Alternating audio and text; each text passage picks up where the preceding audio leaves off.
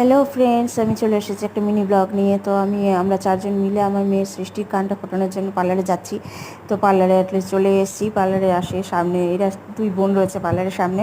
তো পার্লারে এখন আমরা সব চারজন মিলে ঢুকছি। তো ওরা দু বোন আগে ঢুকে গেল।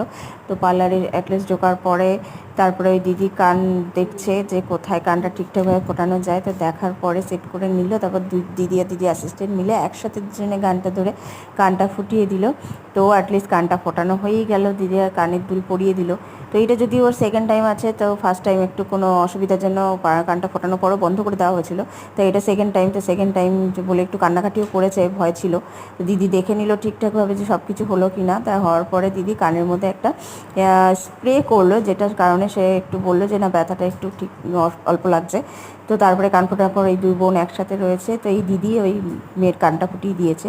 তো ফাইনালি কানের সোনার দুলটাও বাড়িতে আসার পর পরিয়ে দেওয়া হয়েছে।